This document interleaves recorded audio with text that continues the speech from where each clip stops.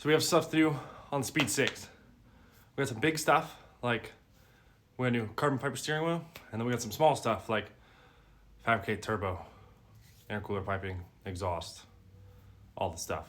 But first, we're gonna clean this shithole of a garage up, because it's looking bad. Can't walk through here, getting stuck on everything. We're gonna start with that.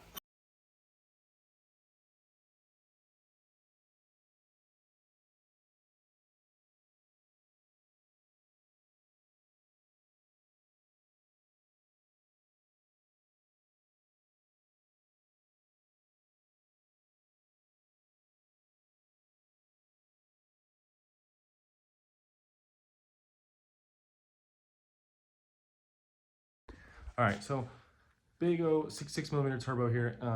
Anti-surge housing, 3-inch V-band exhaust on the way back, T4 turbo, external wastegate, so that'll be rowdy. So I fabbed up that turbo manifold, and so here's a stock. Got a stock Speed 3, Speed 6 manifold, and I put the T4 in the same spot as the flange for the stock turbo, but that turbo housing is huge compared to a stock one. So we're gonna figure out, one, we gotta take the whole car apart, just figure out if it's gonna fit. If it doesn't fit, then we gotta redo the entire manifold before we can get it placed in the car. So to start, I'm gonna rip apart the engine bay, get the turbo out, get the manifold out, the exhaust. It is stock downpipe, but it's catless because I punched them out. But we're gonna get all that out before we can get that stuff in and figure out where we're gonna run stuff, like the wastegate dump tube, because we're going dump, oil lines, all that good stuff.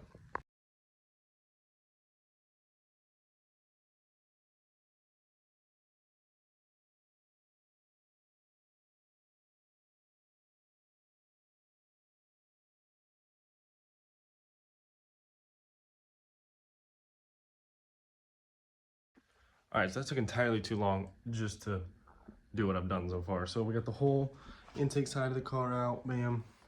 Heat shields off. Now I gotta get the downpipe out.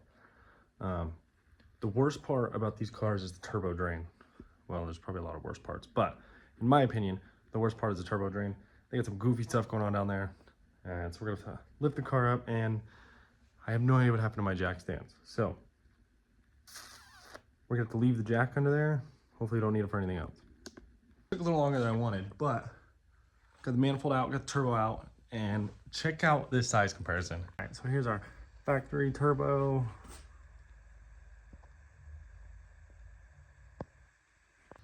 And I know some of you are probably like, your 4-cylinder can't spin that turbo.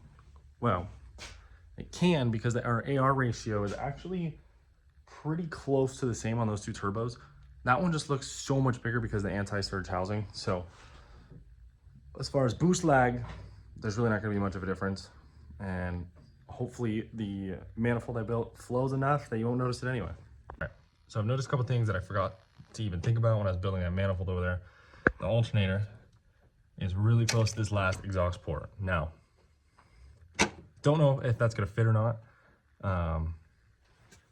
And then somehow I'm gonna have to keep the heat away from the alternator. And then next, the transfer case, which I didn't have bolted up on that block over there, is really close to the oil drain, the factory oil drain that goes back into the block. So hopefully the fittings I got, everything will clear there nicely. But we're gonna go ahead and take that manifold off that block, chuck it on in the car, and see what we gotta cut up. So I just dropped this bad boy in there. Looks sick, but my prediction was correct. I'm gonna have to redo that manifold.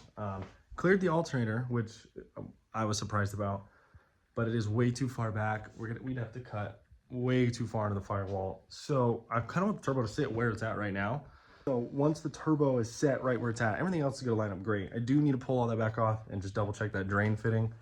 But looks like we're gonna be ordering up some more pipe, and we're gonna be redoing our manifold. That's okay with me, because then it'll give me a chance to redesign a few things that I didn't really like. Here's part one, big turbo Speed 6. All we gotta do is get this thing together for autocross this coming summer. So we got plenty of time to mess with this thing, make sure it's dialed, get the tune correct, and rip on it and bring you guys along for the ride.